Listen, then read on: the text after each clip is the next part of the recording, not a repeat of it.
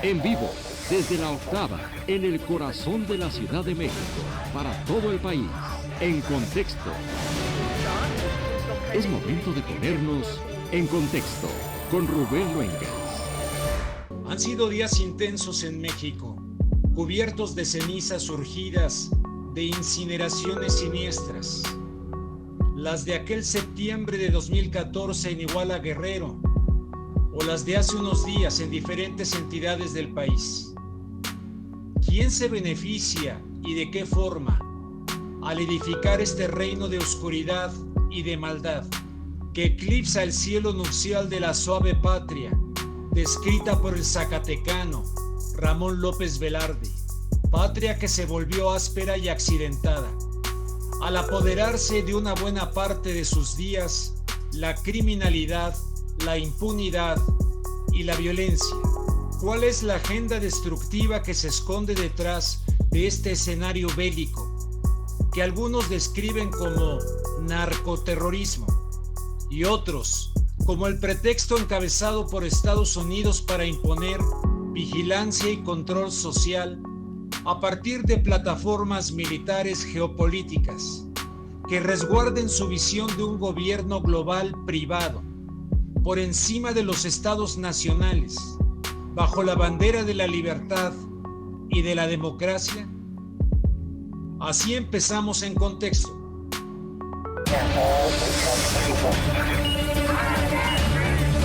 En contexto.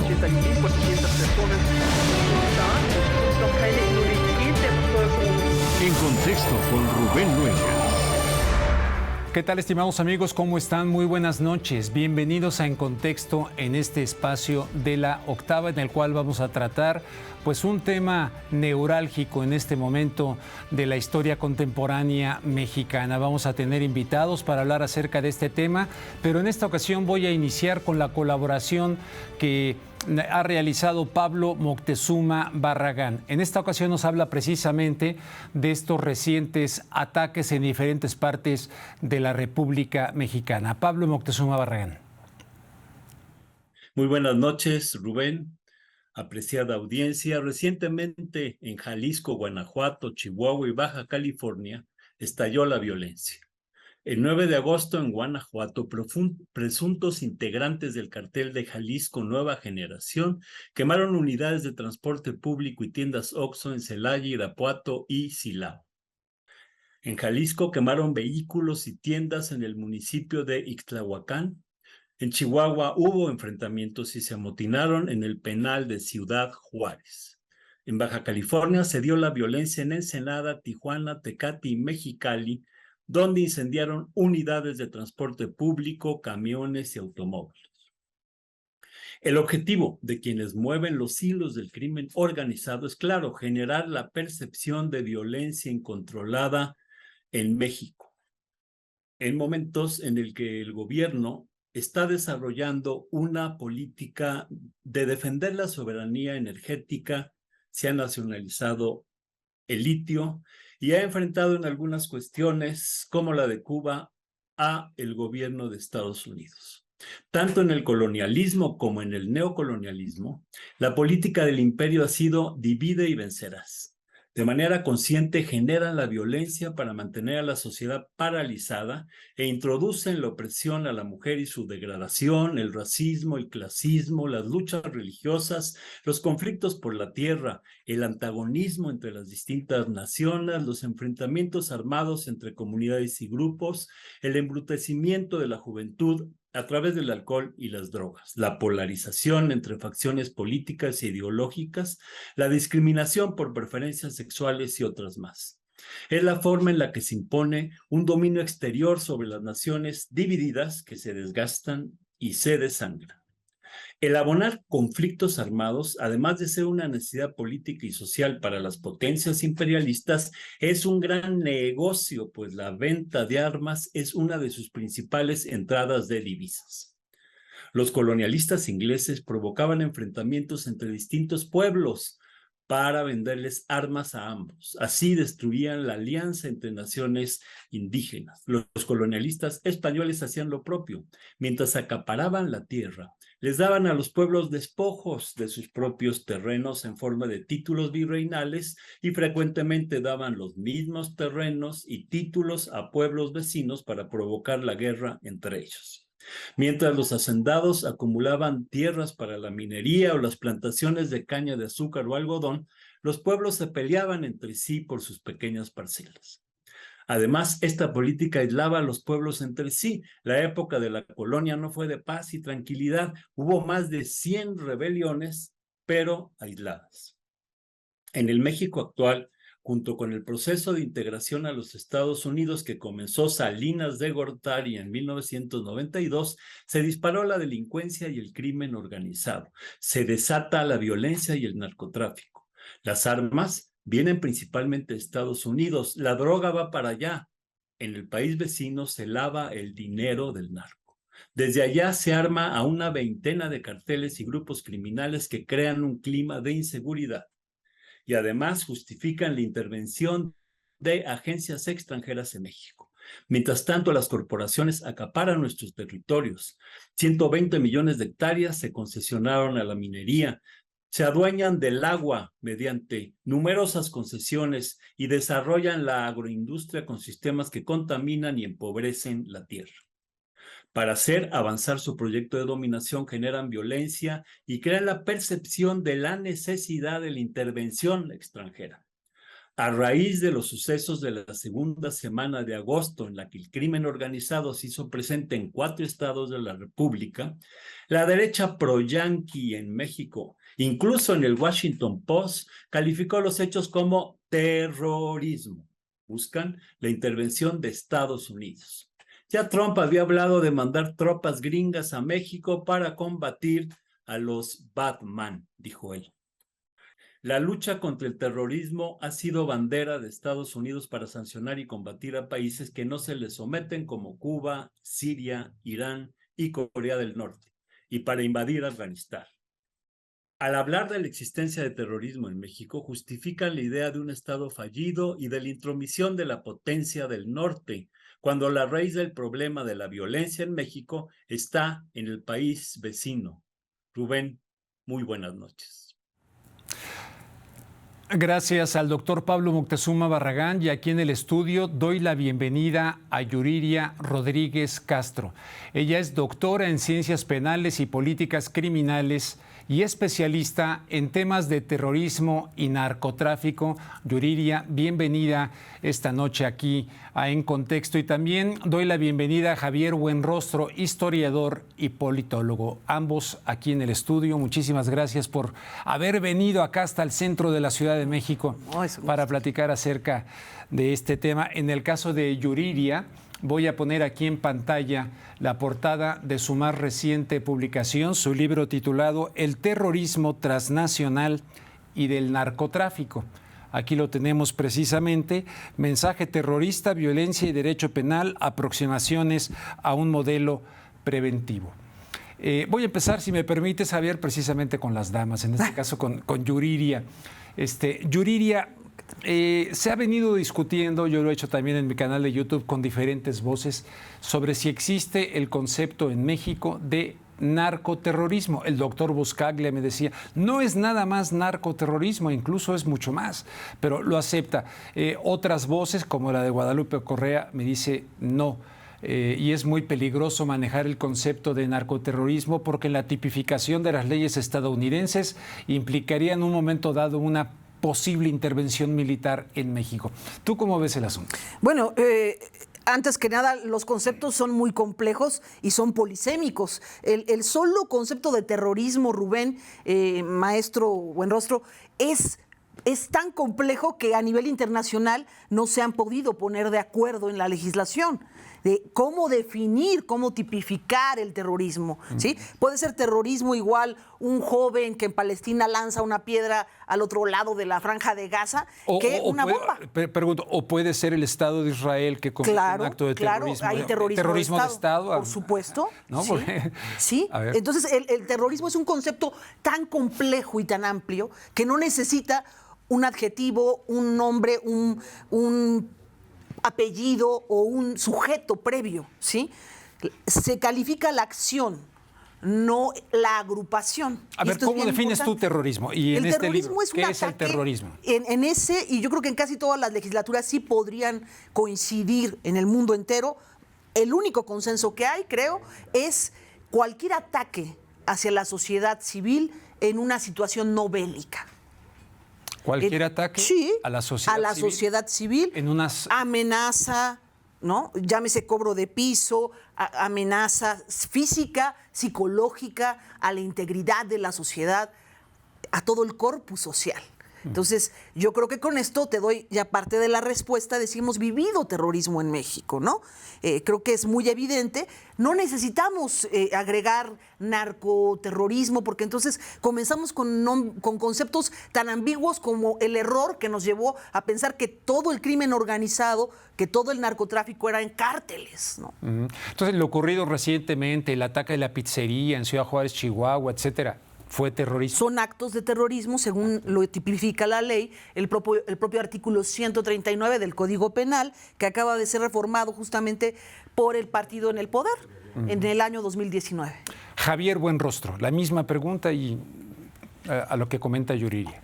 Bueno, en los casos concretos de México, yo diría que no es terrorismo, pero abundando en lo que decía Yuriria es... ¿Por qué? Porque, bueno, es muy difícil tener un concepto claro y depende forzosamente de la legislatura o de la ley, cómo lo vemos, ¿no? Cómo se da ese enfoque. Por ejemplo, históricamente el terrorismo también está ligado a posiciones políticas, ¿no? Es decir, por ejemplo, los primeros actos terroristas eran disidentes rusos contra el zarismo. Anarquistas. Después... nacionalistas hindúes en Londres. O sea, que se persigue un fin político. Un fin político, ¿no? Que buscaban la independencia en 1905. O sea, si se ataca a civiles, como dice Yuriria, y no hay un fin político.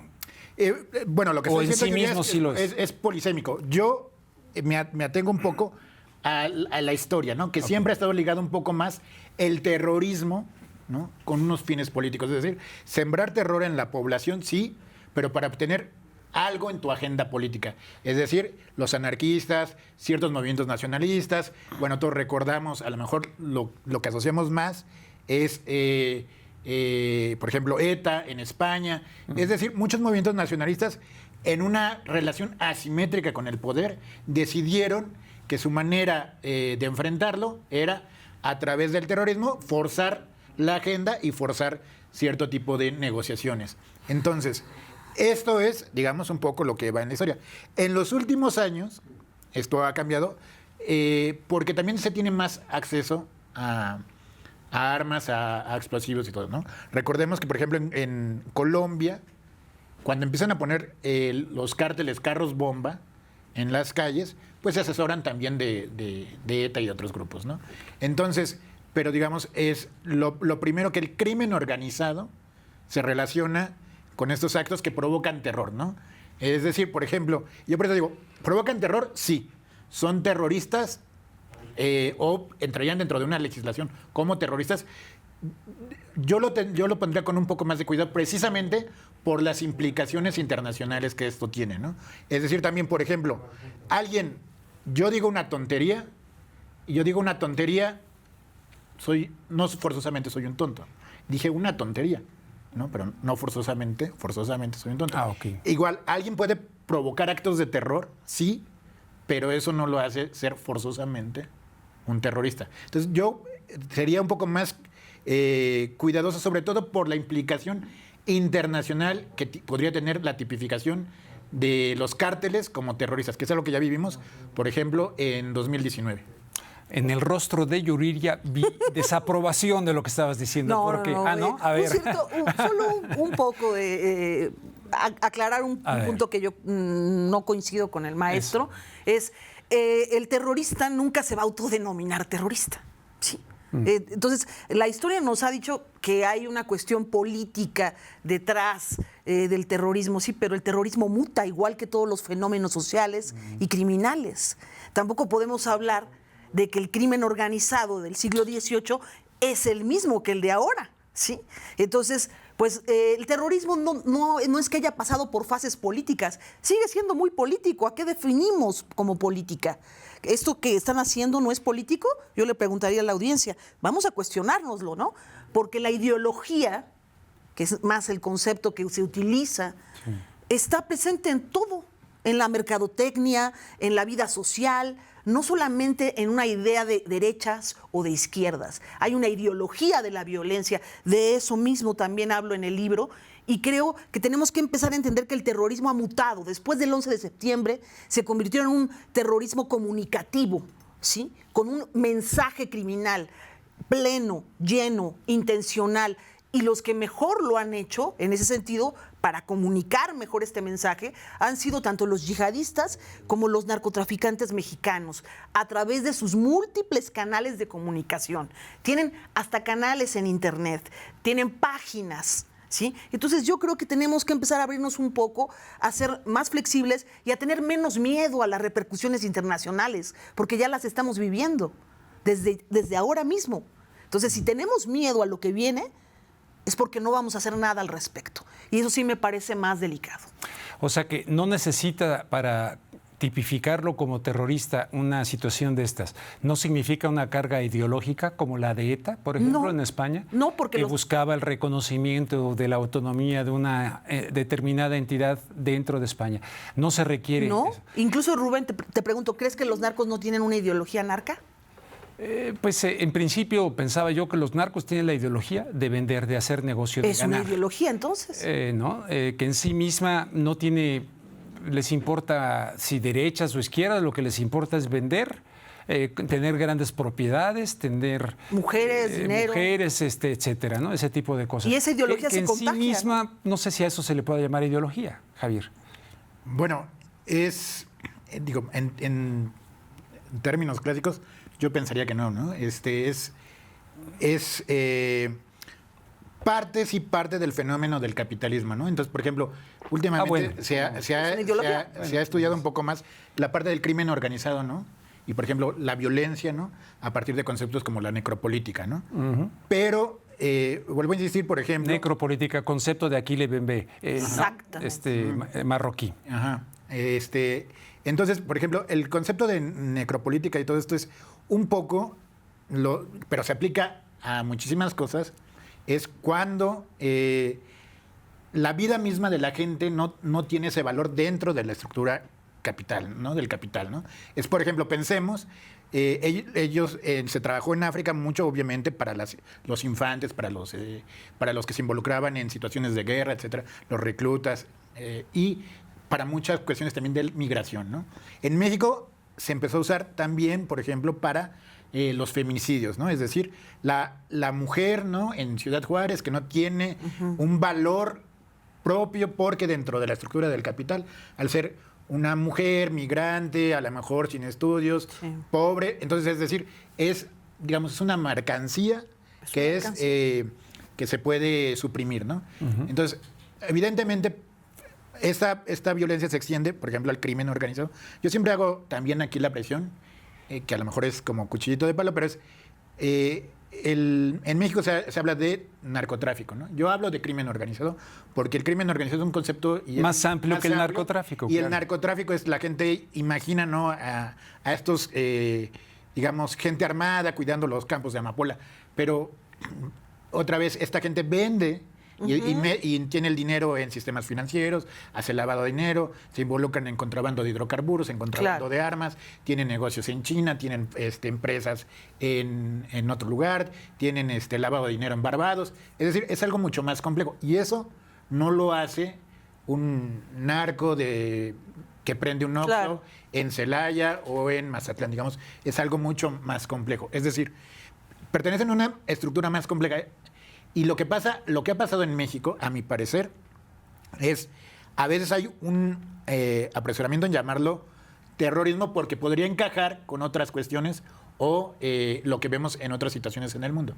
Pero yo creo que también a cada país hay que darle su contexto, ¿no? Estas a veces, por ejemplo, el terrorismo, nos hemos inundado mucho de algo que viene de Europa, de Medio Oriente, etcétera.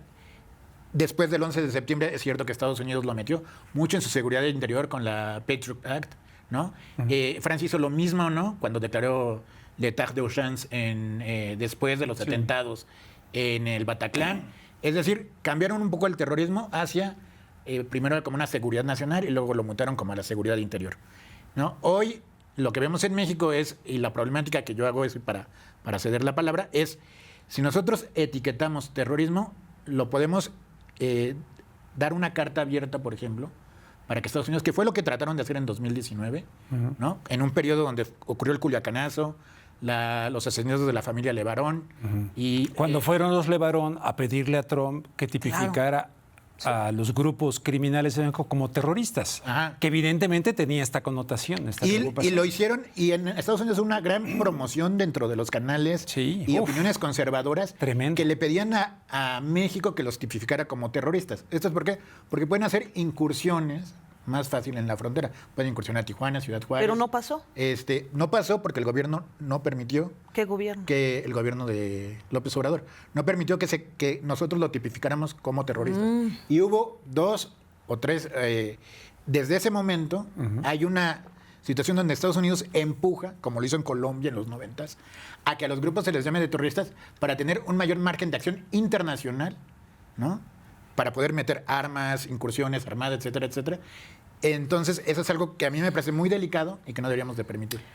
A ver, Yuri. Yo creo que no hay que entrar en conspiracionismos, ¿no? O sea, hay una... Depende, porque este concepto de conspiracionismo se acuñó por la CIA para desprestigiar a todo aquel que cuestionara el asesinato de Kennedy. Claro. Todo aquel que dijera no. No, yo estoy de acuerdo contigo. Entonces, hay ciertas conspiraciones a las que hay que validar. Digo, yo soy una lectora de Shakespeare. Shakespeare basó toda su obra en las conspiraciones. Y ahí aprendí mucho de lo que es este tema de la política. A ver, yo nada más le pregunto aquí al maestro, ¿México no es un país occidental? Sí, claro. ¿Las leyes de Francia son leyes occidentales para penar el terrorismo? Sí. Pero ¿Estados Unidos es un país occidental? Sí, pero ok. Bueno, espérame, ahora déjame completar mi idea. Las leyes de Francia no se pasan. Déjame completar mi idea. Sí. O sea, aquí no estamos calificando la cultura del mexicano. Estamos viendo un delito, ¿sí? Un fenómeno criminal. No qué tanta violencia puede soportar el mexicano. No si Trump, no si los conservadores van a tomar esto de pretexto o no para hacer una conflagración en contra del gobierno de López Obrador. Yo creo que tenemos que superar esta idea, ¿sí? Y comenzar a hablar en términos reales de lo que estamos viviendo, ¿sí? Y creo que en ese sentido, en cualquier país del mundo, una acción como la que se ha visto en las recientes semanas sería calificada, pero inmediatamente bajo un protocolo de prevención del terrorismo. Entonces, los que estamos politizando las cosas somos nosotros, al decir que esto es una conflagración en contra de un gobierno. Te voy a decir algo, demos gracias a Dios, como diría el dicho ese de que se lo achacan a Porfirio Díaz, pero que no es de Porfirio Díaz, tan cerca de Estados Unidos, porque gracias a eso es que no han llegado las sanciones. Porque si no, la ONU y toda la comunidad internacional estaría con el dedo encima, ¿sí? ¿Y qué crees que haría Estados Unidos? Pues hagan como con Colombia. Vamos a castigar como castigo a Venezuela. Oye, pero ¿quién es Estados Unidos? ¿Quién es Estados Unidos? Nos protege Estados Unidos. Para castigar. A ver, permíteme. En 1953 se había creado la CIA con Truman. En 1953 se le ocurre al presidente Mossadegh de Irán nacionalizar el petróleo, quitarlo de los británicos. Cierto. Entonces, el sobrino de Teodoro Roosevelt, que ahora se me va el nombre, y la operación Ajax, para derrocar por el tema del petróleo a Mossadegh, creó la CIA una serie de actos de terrorismo para responsabilizar, para desprestigiar a Mossadegh, creados por la CIA. De hecho, si nos vamos a 1848 y la invasión a México y la pérdida del territorio, tenemos un acto promovido por el presidente Polk, de decir, hubo sangre derramada en territorio norteamericano, que el joven congresista Lincoln le dijo, ¿cuál? Y fue una bandera falsa para tener la excusa de llegar a realizar la invasión y después la supuesta venta por 15 millones. En fin.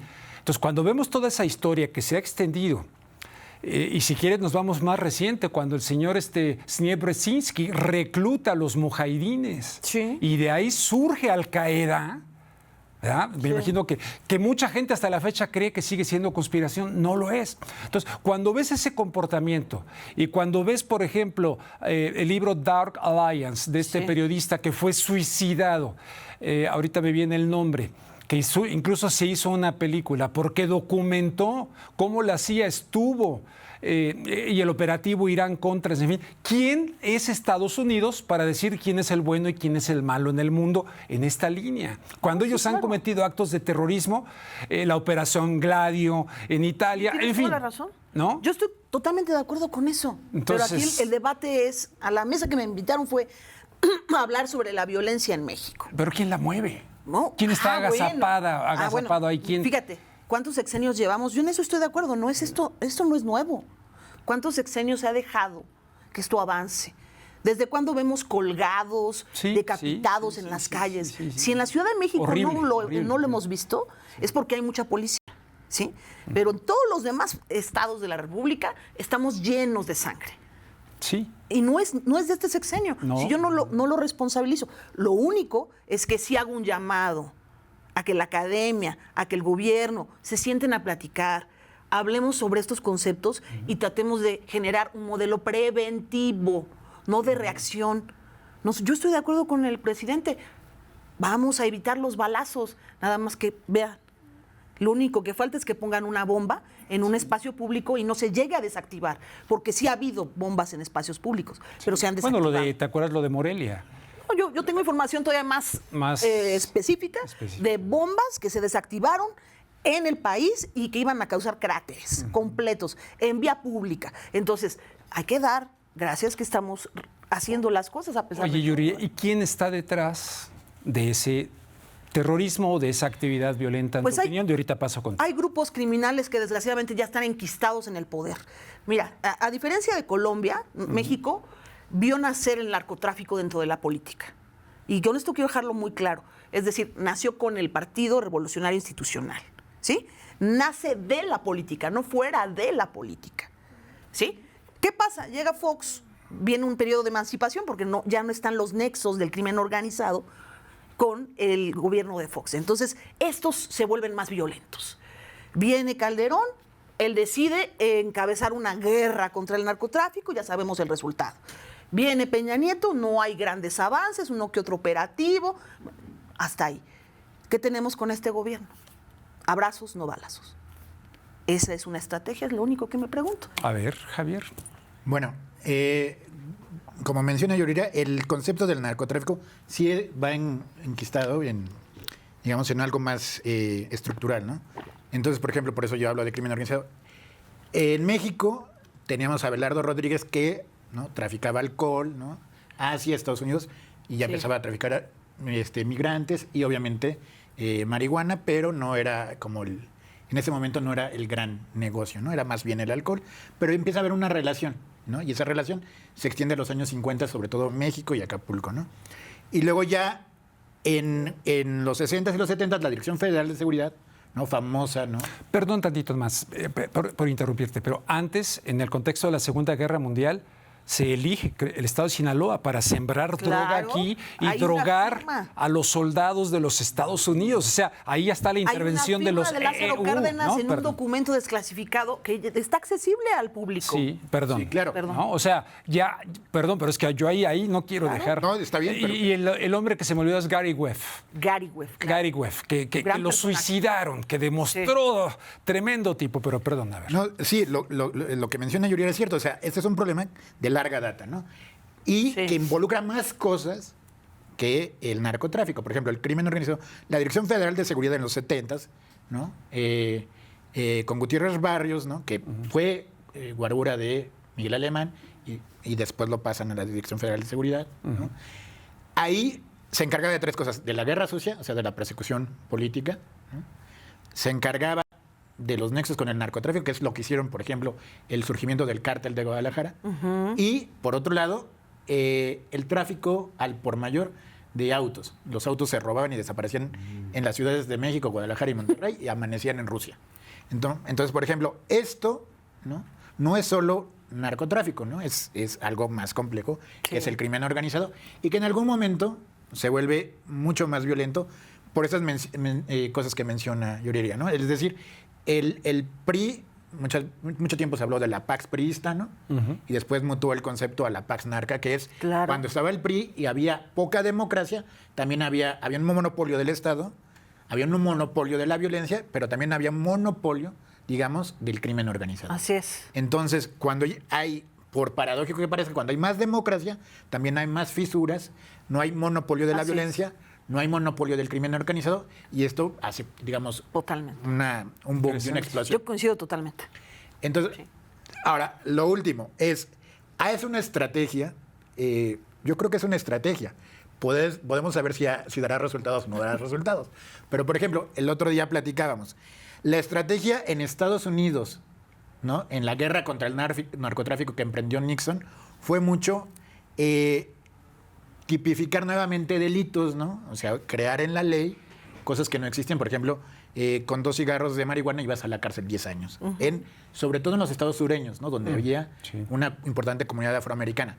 Entonces, cuando tienes justo el movimiento de los derechos civiles, el de los 60, que es Martin Luther King, pero también hay grupos un poco más radicales como es Malcolm X, pero después las Panteras Negras, que son todavía un poco más radicales.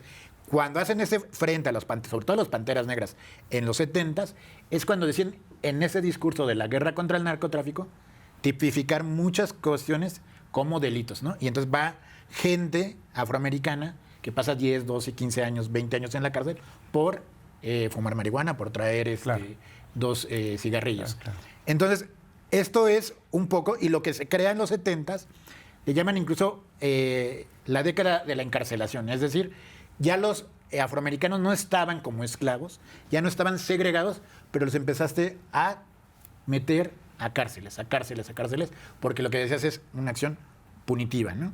Y evidentemente después vi uno que sería muy interesante, un día que hablemos de eso, que lo hemos platicado alguna vez, el negocio de las cárceles en Estados Unidos, el negocio de las cárceles. Claro. Que también hay en México. Que se han hecho privadas, y este negocio está con los inmigrantes. ¿No? Algunas más con Calderón, y eso también es un negociazo, ¿no? Y hay que ver de quién es. Entonces, la política es, en Estados Unidos se llevó una acción más punitiva y no dio resultados. Incluso Hillary Clinton reconoció durante su campaña presidencial que las acciones que había hecho Bill Clinton, su esposo, habían sido totalmente erróneas en ese respecto. Oye, pero de lo que te pregunto, de la política, de esto que se habla tanto, abrazos, no balazos, de eso, ¿qué decir? Que está incrustado en la polémica de la sociedad mexicana. Es que ese es el punto. Lo que yo creo es que ya se ha hecho acciones punitivas incluso en Estados Unidos y no les dio resultados.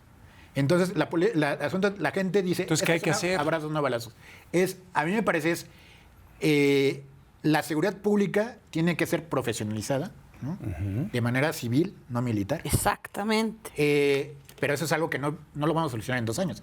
Es un proyecto de 20, 30 años. Sí. ¿No? Donde tendría que haber un acuerdo transeccional. En México, que no lo hay. No, vamos hacia la Sedena, a que desaparezca la policía civil. Es decir, la seguridad va a desaparecer como civiles que nos representan.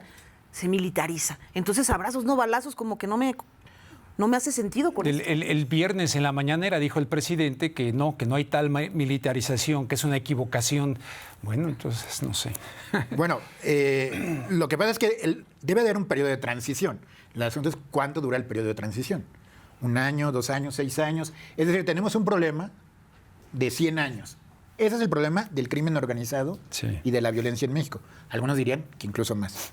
Pero es un problema de 100 años. No lo podemos resolver en 6 años, no lo podemos resolver en 10 años.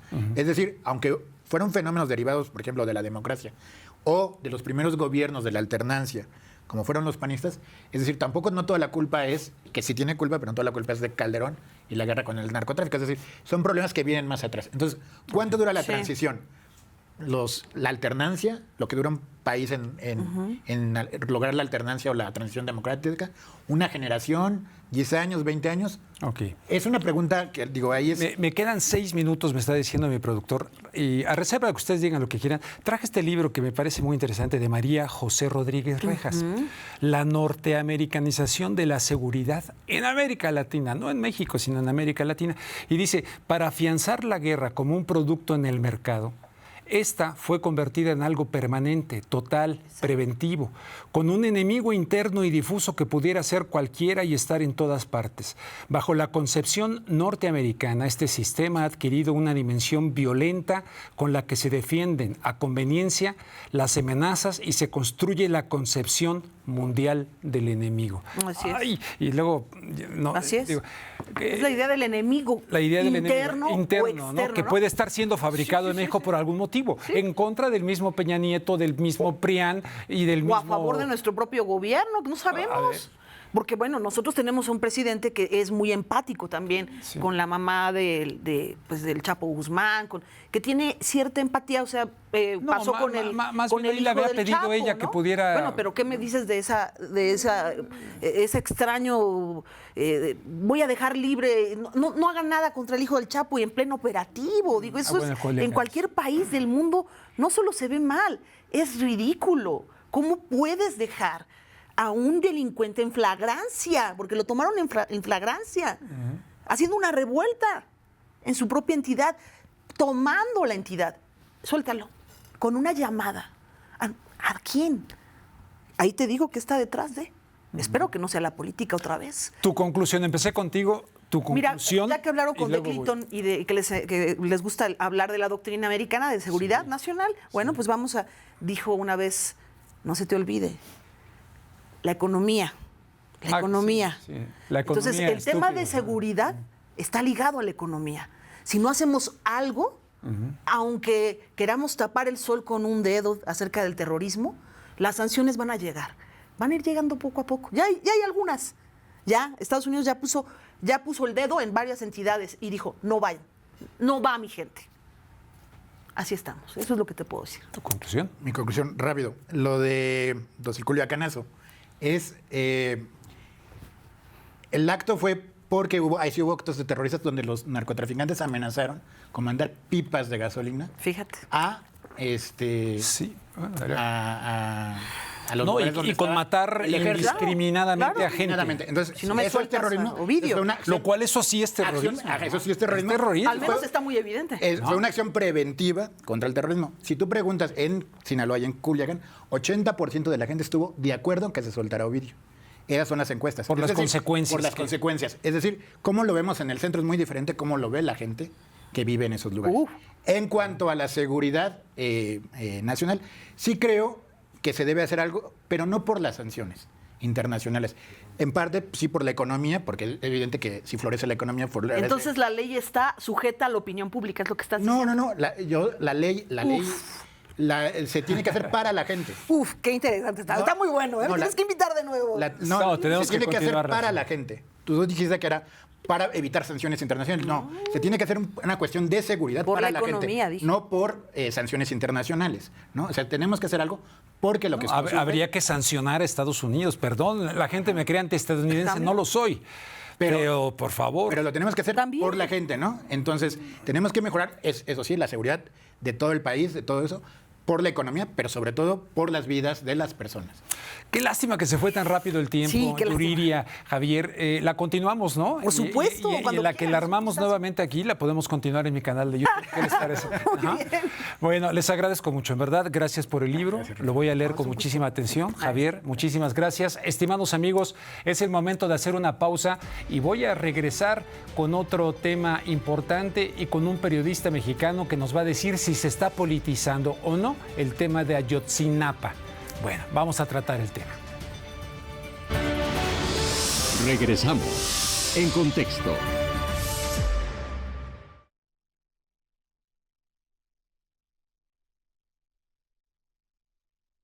Ahora La Octava es 100% digital. No te pierdas la nueva programación del canal de La Octava en YouTube. Conoce todos los detalles de la información del día en los noticieros de Luisa Cantú y Jesús Escobar. Empápate de los sucesos que mueven al mundo a través de Debatiendo con Carlos Castellanos, En Contexto con Rubén Luengas y El Octágono con Hernán Gómez.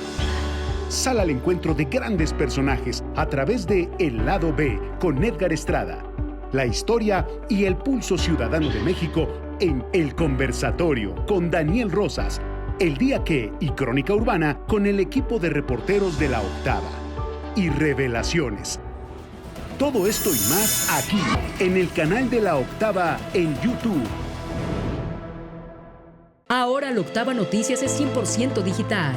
Presentamos El Conversatorio con Daniel Rosas. Estos actorcillos que ahí andan ahora preocupados por el Tren Maya. Un espacio donde tú eres parte fundamental. Pregunta lo que quieres saber directamente a nuestros invitados. Y el tema de los bombos, pues expropiamos el terreno, encarcelamos a un clan. Todos los jueves a las 9 p.m. a través de nuestro sitio web y canal de YouTube. La Octava, periodismo de verdad. Ahora La Octava Noticias es 100% digital. Entrevistas con enfoque personal, divertido y muy humano. Entérate de los gustos, qué piensan y sueñan los políticos y funcionarios más allá de su compromiso con la nación. Pero me encanta ir a la vieja. Todo el día es latino. Willy Colón, Blades. El Lado B con Edgar Estrada. Todos los miércoles a las 8 p.m. a través de nuestro sitio web y canal de YouTube. La Octava, periodismo de verdad. Continuamos en Contexto. Estamos de regreso, amigos, aquí en Contexto en La Octava. La verdad me quedé picado, pero vamos a continuar con un tema. Es muy vasto, muy complejo, sin duda. Oiga, se está politizando o partidizando, como usted le quiera llamar, porque estrictamente pues es político todo el asunto, pero se está partidizando el caso de Ayotzinapa. Vamos con mi compañera Yadira Rodríguez y regreso nada más y nada menos que con Francisco Cruz. La desaparición de los 43 normalistas de Ayotzinapa se ha convertido en un botín político para la oposición y el partido en el poder.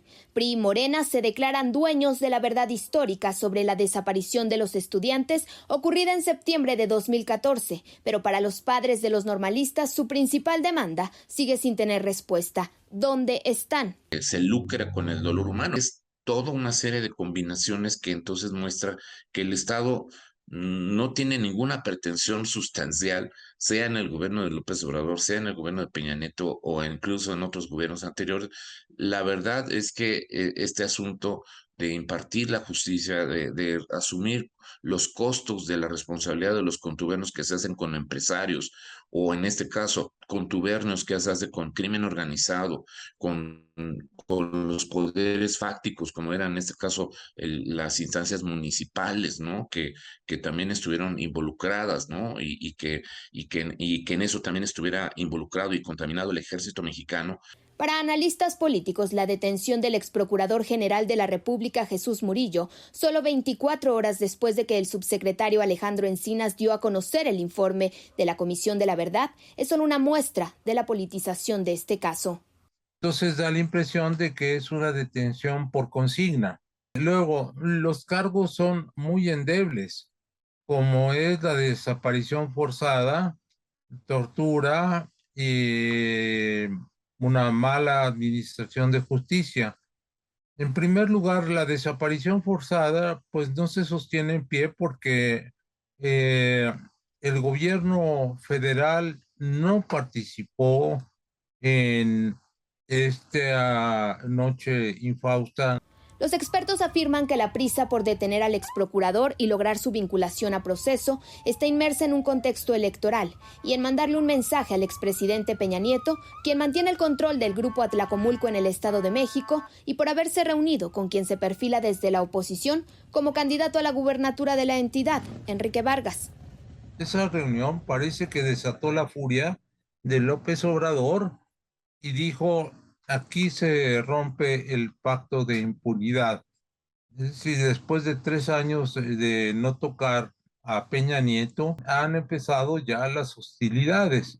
Y la última de las cuales, la expresión última, es la detención de Murillo Karam, y así se matan dos pájaros de un tiro. Uno es un ataque directo a Enrique Peña Nieto y va también directo a la pugna por el Estado de México. Aseguran que la politización de la desaparición de los normalistas restará credibilidad a los resultados de cualquier informe y pone en entredicho al Poder Judicial. Está llegando a estos extremos, es decir, en donde yo puedo entonces dosificar, ubicar, digamos, en qué momento algo me puede resultar mediáticamente manejable, y entonces pues esto, insisto, se vuelve una moneda de cambio. Se asumen con más claridad pues, las presencias de los llamados jueces de consigna. Para los expertos hay prisa del gobierno federal por dar carpetazo al caso Ayotzinapa. Ellos ya tienen su propia versión de ya me cansé, quieren ya deslindar, quieren ya cerrar esto y pasar a otra cosa, ¿no? Porque ya también la misma rentabilidad del política del caso, pues también empieza a ser incómoda. Aseguran que la verdad histórica del gobierno de López Obrador y la del priista Peña Nieto tienen un común denominador: mantener el manto de impunidad a los líderes de los Rojos y Guerreros Unidos que estarían implicados en la desaparición de los estudiantes y al entonces secretario de la Defensa Nacional, Salvador Cienfuegos. Quieren quedar bien con el ejército porque lo necesitan para su proyecto de la 4T. Por eso es que no han procedido contra fuegos, sino simplemente contra Murillo Karam. Tal vez se lancen contra algunos elementos del ejército, pero de rango menor. Los grandes perdedores son nuevamente la justicia, la garantía de no repetición y los familiares de los 43 normalistas. De las condenas particulares que pudieran recibir las personas que finalmente resulten vinculadas. No encontrarán, lamentablemente, ni sus cuerpos, ni la justicia. La Octava Noticias, Yadira Rodríguez. Bien, amigos, aquí de regreso esta semana, el subsecretario para los Derechos Humanos de la Secretaría de Gobernación, Alejandro Encinas, presentó una nueva revisión sobre el informe del caso de los 43 normalistas asesinados en Iguala, de la Escuela Normal de Ayotzinapa.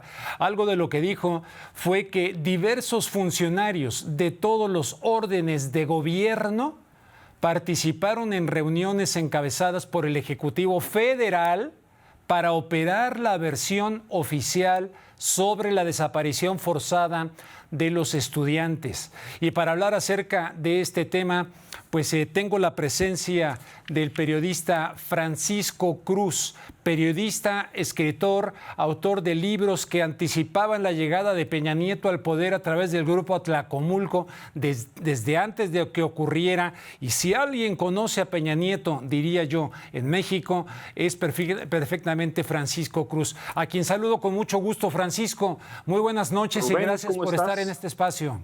No, hombre, al contrario, gracias por la invitación. Y mira qué tema, mira qué tema, Ayotzinapa, y estamos a punto de 8 años. Exactamente, a punto de 8 años ahora en el mes de septiembre. Pero oye, esto ya anuncia un poquito, huele a Peña Nieto, huele que con estas declaraciones de Alejandro Encinas, pues pareciera que esto de Murillo Karam pues es nada más una antesala para posiblemente llegar hasta el presidente, ¿o me equivoco? No, Rubén, tienes razón, pero además, mira, es una deuda en la que el presidente Andrés Manuel López Obrador ha empeñado su palabra. Y es una deuda histórica no solo con los padres de los 43 y de los 3 compañeros de ellos asesinados aquel 26 de septiembre de 2014 y el 27, la desaparición. No, Rubén, es una deuda con toda la sociedad por todo el contexto, por todo lo que ocasionó, por lo que vino a remover la desaparición de los 43 estudiantes, el asesinato de sus compañeros, que es después del 68 y el 71, la desaparición masiva más grave que hay en este país, y no sin minimizar ninguna otra, que en este país las desapariciones han sido cosa como de todos los días. No, es una desaparición gravísima, la más grave, así que hay que ponerla en ese contexto. Y luego, ¿cómo se arma la verdad histórica? Mira, Rubén, desde el primer día hay visos, hay documentos, hay señales, hay todo lo que quieras buscar de que el gobierno participó en la desaparición de los 43 estudiantes y de que después armaron un caso. Mira, yo publiqué un libro en 2016 que se llama La guerra que nos ocultan, y con documentos oficiales se muestra que los militares conocían paso a paso el andar de los 43 estudiantes y su desaparición. Conocían cómo, cuándo, y armaron una verdad histórica. ¿Por qué armar una verdad histórica tan pronto como el siguiente año? Porque tenía que ser algo contundente, algo que no nos diera oportunidad de reclamar, algo que no pudiéramos señalar, pero se les olvidó que había documentos que involucraban al ejército, que involucraban a funcionarios públicos, al margen del documento de la verdad histórica, ¿no?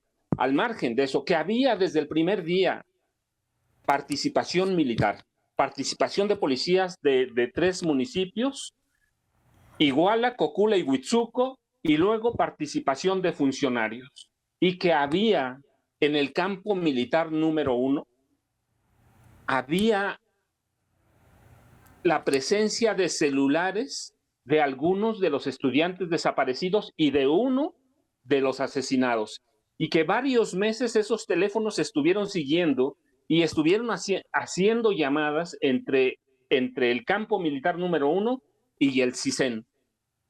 Entonces había todo. Mira, el procurador Jesús Murillo Caram y Tomás Herón de Lucio recibieron de Telcel, porque los tengo en la mano, bueno, no aquí en la mano, los tengo en mi computadora, ¿sí? Recibieron las sábanas de las llamadas de los estudiantes y la ocultaron, la guardaron, siguieron la huella de cada uno de los estudiantes, reconstruyeron todos sus movimientos, y eso solo lo puede hacer con todo el equipo que tiene el gobierno federal. Así que había, y luego ya se van llenando, ¿sí? Había especialistas internacionales que advirtieron que no había habido ningún incendio para matar a ese número, para incinerar a ese número de estudiantes. Mira, como 2 años antes habían quemado a 3 agentes federales en Michoacán y tardaron horas enteras. Imagínate 43. Hoy se sabe que 10 de ellos fueron disueltos en ácido, cocinados, y que 4 estuvieron vivos. Y también se ha documentado que Julio César Mondragón Fontes, el jovencito del Estado de México, fue desollado en vida, torturado y desollado en vida, que no fue la fauna, y que todo mundo fue con la versión oficial sin investigar, sin nada. ¿Por qué? Porque teníamos una prensa complaciente a la que le interesaba quedar bien con el gobierno de Enrique Peña Nieto. Oye, Francisco, entonces con lo que nos estás comentando ahorita, no solamente se podría llegar a Peña Nieto, sino al general Cienfuegos, ¿no? No, pero claro, mira, Rubén, no solo está lo de ese día. Mira, en este país, desde 1982, el ejército controla todas las comunicaciones policiales, todas las comunicaciones policiales. En 2000, tú recuerdas, llega Andrés Manuel López Obrador al gobierno de la Ciudad de México y firma un convenio con Carlos Slim y Telmex para dotar a la Ciudad de México de 100 cámaras, y crean lo que se llama hoy Centros de Comunicación, Cómputo e Inteligencia, que nosotros conocemos hoy como C1, C2, C3, C4, C5 y hoy hay C6. Y esos centros tienen siempre presencia de un elemento militar que está siguiendo todos los movimientos sociales. Y en Iguala había 26 cámaras en el C4, que era en ese entonces, y había 25 y había 19 apagadas. Con la presencia de un militar que, mira, los nombres están publicados en el libro, de todos los militares que tuvieron conocimiento de los movimientos estudiantiles. Entonces, desde 82, El ejército controla no solo las comunicaciones, controla las frecuencias. De 4 que habían 82, brincaron a 16 y luego se extendieron en todo el país. Así que el general tuvo conocimiento de inmediato por la gravedad, por el número de estudiantes, porque era un movimiento que no era nuevo, porque era un movimiento de una escuela normal rural que les había causado problemas históricos. Así que el general lo supo desde el primer momento. No hay, lo que tenemos o lo que tiene hoy el gobierno como reto es especificarnos y darnos a conocer bien la cadena de mando y cómo y dónde se rompe. Pero el general estaba obligado. Y por lo tanto el jefe del general también. Tú sabes, tenemos un general de 4 estrellas cada 6 años, un general Águila, que en ese caso era Salvador Cienfuegos Cepeda, y tenemos un comandante supremo. Y el comandante supremo es informado por la gravedad del caso de un movimiento como el de Ayotzinapa. Francisco, te quiero preguntar también en este contexto que me llama la atención que por un lado en las conferencias mañaneras el presidente López Obrador ha sido cuestionado sobre Cienfuegos y sobre Peña Nieto, le insistieron sobre ese tema y él dice, yo dije desde que asumí la presidencia, desde que tomé posesión, que no voy a perseguir a expresidentes. Por un lado dice eso y luego establece la independencia de la Fiscalía. ¿Será una estrategia de decir, bueno, yo no, pero en realidad sí se está queriendo llegar hasta, que es una exigencia nacional, no por venganza, sino por justicia de la gente? No, pero claro, mira, es una justicia histórica. El presidente puede decir muchas cosas de palabra, pero en los hechos hay otra. Mira, ese pacto de caballerosidad, que yo no creo que haya firmado un pacto de no agresión, no, me parece que hubo caballerosidad en el cambio de gobierno, pero esa caballerosidad se rompió el día que la UIF dijo que investigaban a Peña Nieto. Exacto. Ya no hay un pacto de caballerosidad. Ahora se están tratando de proteger, pero llegar a Peña Nieto, llegar al general Cienfuegos, llegar a otros generales como Alejandro Saavedra, que era el jefe de la zona militar número 35, que es la de Chilpancingo. Hay orden de aprehensión en contra de él, Alejandro Saavedra Hernández. Claro, mira, ellos lo sabían. Entonces, ir contra Peña es una deuda histórica.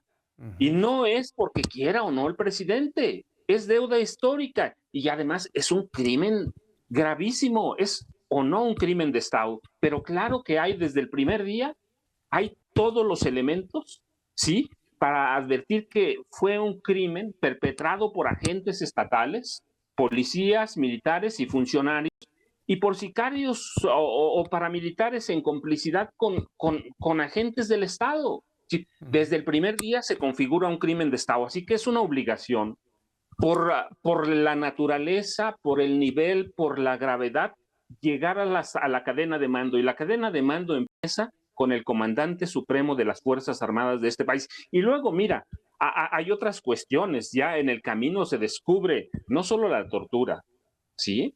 La tortura, la invención, la desaparición de pruebas. Es decir, hay todos los elementos para castigar no solo al procurador, sino a una serie de generales y de altos oficiales de la Marina que participaron, que conocían, pero además, mira, y hay muchos elementos. Hay históricamente una infiltración del ejército en la normal rural de Ayotzinapa. Sí. No era gratuito, recuerda, en los 60 y los 70 nace ahí una de las guerrillas más importantes de este país, la de Lucio Cabañas Barrientos, no la de Genaro Vázquez Rojas, que recuerda, el maestro Genaro se forma en la normal de la Ciudad de México, pero Lucio Cabañas en la normal de Ayotzinapa. O sea, hay una presencia constante, permanente del ejército en la normal de Ayotzinapa, así que tuvieron que saber. Si no sabían, entonces el general Cienfuegos era un incapaz. Y Peña, por lo tanto, que de la incapacidad de Peña no debe haber ninguna duda. Pero, sí, mira cómo dejó el país, ahí está. Pero el general sabía, lo sabía, mira, Julio César Mondragón Fontes fue torturado, fue desollado y fue dejado vivo para morir a 500 metros de donde están las cámaras de seguridad del C4 de Iguala. Sí, mira, yo hice caminando 2 minutos, a mi paso lento, 2 minutos entre donde estaba el cadáver de Julio César Mondragón Fontes a la oficina del C4. Sí, y ahí está la Coca-Cola también, no era un área despoblada, no era nada. Entonces, ahí desde el principio, ¿quién dio la orden de apagar las cámaras? 25 cámaras. ¿Quién dio la orden? ¿Quiénes eran los militares infiltrados? Ya tenemos nombres de algunos que dejaron morir entre los desaparecidos, pero no había un infiltrado, había varios soldados infiltrados entre los estudiantes. Sí, no solamente Julio César López, que además seguramente fue sacrificado. No, pero claro, para que veas el nivel de las Fuerzas Armadas. Así que tenemos, mira, hay todos los elementos de prueba además, desde las sábanas de Telmex hasta las cámaras del C4 de Iguala, hasta la presencia. Mira, y recuerda, hay otro que para mí es fundamental. La presidenta en esa época del Tribunal Superior de Justicia del Estado ordenó desaparecer las cámaras que había en el tribunal y que seguían el movimiento de los estudiantes. Están destruidas.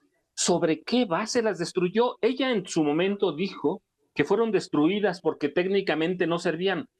¿Quién era ella para determinar eso? Tenía que ser un perito forense especializado, pero tenían que haberlas guardado. Las destruyeron. Entonces hay todos los elementos, los policías. Claro, mira, desde el primer día se dijo, hay participación de Guerreros Unidos, el cártel del narcotráfico. Hay participación de policías y hay participación de militares. Y todo eso nos lo escondió la verdad histórica. Sí, pues que es tremendo. Oye, Francisco, ¿por qué los mataron? En todo este contexto que nos narran, ¿por qué matar a los estudiantes y de la manera en que lo hicieron? Mira, yo tengo solo una teoría, pero es una teoría me fui a vivir casi 4 años a Guerrero. Después de la publicación, estuve viviendo y conviviendo en Guerrero para la publicación y la elaboración de La Guerra que nos ocultan. Y 4 años después de vivir en Guerrero, sí, el problema es que se le salió de las manos. Se le salió de las manos, lo comunicaron a todas las autoridades, lo comunicaron a los capos, e ido de las manos todo. Les pareció mejor desaparecerlos, matarlos y desaparecerlos. ¿Por qué matarlos? ¿Por qué desaparecerlos? Porque recuerda, porque en este país nunca pasaba nada. Pasó el 68 y Gustavo Díaz Ordaz, con que dijo que él asumía la responsabilidad, con eso se murió. Luis Echeverría acaba de morir libre de todo eso, aunque estuvo preso algún tiempo. Así que Peña Nieto, con la capacidad cerebral que tiene, mental, pues hizo lo mismo. En este país nunca pasa nada, recuérdalo.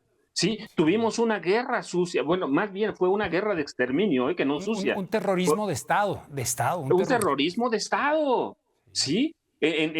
Mira, ¿cuántas matanzas ha habido de Estado en Guerrero? Las podemos seguir desde los 60, de manos del ejército, ¿sí? Del general Raúl Caballero Aburto, el primero, matando estudiantes. Y nunca pasó nada. ¿Por qué tenía que pasar con Peña? Pues mira, es que no contemplaron que el problema o la desaparición de los estudiantes, el asesinato de 3 de sus compañeros, el desollamiento, el desuello de Julio César Mondragón Fontes, iba a escalar a niveles internacionales como no había historia. Les pasó lo mismo en el 68. Nos quedan pocos minutos. Te quería preguntar, entonces, en tu opinión, la investigación que nos ha presentado, los resultados, Alejandro Encinas y este gobierno, ¿es correcta, es honesta, va por buen camino, está respondiendo a una de las promesas del presidente?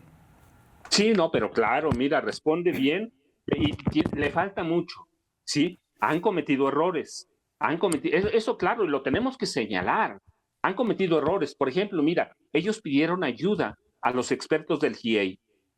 Y cuando presentan su informe los dejan un poco fuera. ¿Cómo los vas a dejar fuera? El gobierno de Peña los echó, les dio una patada y los botó después de pedirles ayuda, por presiones, por lo que quieras. pero les pidió ayuda y cuando no pudieron cuadrar la verdad del GIEI o lo que encontró el GIEI con la verdad histórica que preparaba Murillo Karam, los corrieron. Bueno, el gobierno ahora les pidió ayuda y después dijo, aquí tenemos el documento que toma como base las investigaciones del GIEI. Han cometido errores, falta mucho, pero todos los elementos, mira, hay muchos libros. Y yo digo, mi libro está ahí y tiene las pruebas documentadas y tengo todo el expediente sin censura que se me entregó en 2015 sobre la investigación del caso Ayotzinapa. Y están todos los elementos regados. Y desde el principio llevaba la mano al ejército, ¿sí? A los batallones acantonados en Iguala, Guerrero. Y después al Tribunal Superior de Justicia. A mí todavía, mira, de veras, me impresiona que Lambertina Galeana, que era la presidenta del Tribunal Superior de Justicia, haya tomado una decisión histórica. Desaparecer videos sobre un problema, desaparición de 43 estudiantes en este país. 43 y el asesinato de 3, y ella lo ordenó como si hubiera ordenado tirar un cartón de palomitas. Tremendo. Y entonces, en este contexto, casi ya para terminar, todo esto que nos narras del ejército, bueno, se está militarizando la seguridad en México, el presidente dice que no, y la Guardia Nacional, como tú sabes, por decreto pasará a depender estrictamente de la Secretaría de la Defensa Nacional. Teniendo en cuenta que que tú mencionabas, Alejandro Saavedra Hernández, fue uno de los que el exsecretario le recomendó a López Obrador para ser el secretario de la Defensa Nacional, ¿no? O sea, el general Cienfuegos. Entonces, ese es el ejército que tenemos. Ahora, mira, en cuanto a la Guardia Nacional, tenemos un problema gravísimo. Si tú me preguntas a mí, yo digo, si te digo que es bueno militarizar, iría contra mis principios. Yo soy hijo de un granadero paramilitar de los 60, de los 70, y entiendo que dejar la seguridad en manos de los militares es peligrosísimo en este país. La historia nos lo dice. Sí. La historia no podemos ir contra ella. Entonces, tomando en cuenta la educación que tuve en mi casa, conociendo lo que conozco de mi padre, dejar la seguridad en manos del ejército es muy peligroso. Del otro lado, mira, nos dejaron después de 1946 y hasta 2018, nos dejaron un país dinamitado. Nos dejaron una policía, y cuando hablo de la policía, hablo policía federal, estatal y municipal. Nos dejaron una policía corrupta, corrompida y podrida. Entonces, ¿cómo la reconstruyes si no confías de pronto en tus Fuerzas Armadas? Okay. Que es la institución. Hoy, por lo menos, mira, en este sexenio no tenemos a militares matando, a militares torturando, a militares desapareciendo. Recuerda que con Felipe Calderón Hinojosa y con Enrique Peña Nieto, el ejército se había convertido un arma letal de la mano de su comandante supremo. Francisco, pues te voy a tener el próximo sábado aquí, ¿verdad? En vivo. Seguro en la mesa. Que sí, no, pero claro, por favor. Entonces no me voy a Gandhi a comprar tu libro, ¿verdad? No, por favor. Rubén, mira, tengo ahí uno, yo te lo prometí. Sí. Lo tengo acá en el pueblo, así que no, cuenta con eso.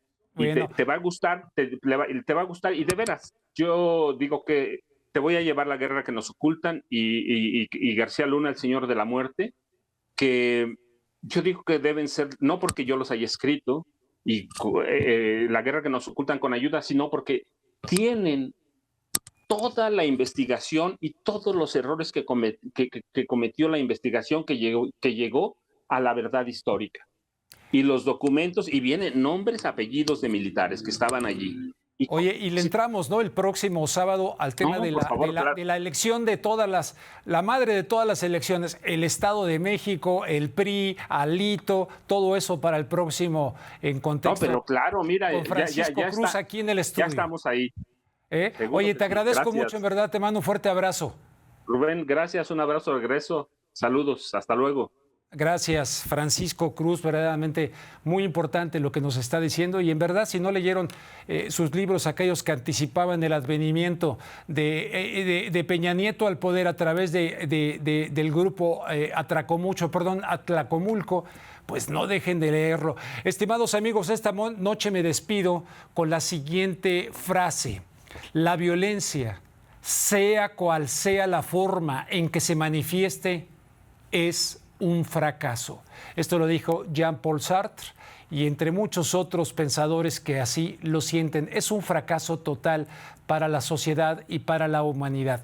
Les invito pues el próximo sábado a las 8:30 de la noche en este mismo espacio y Francisco estará aquí en vivo.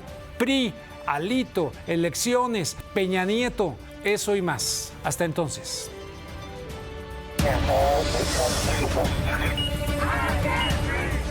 En contexto. 81.400 personas und noch keine Immunität der Bevölkerung.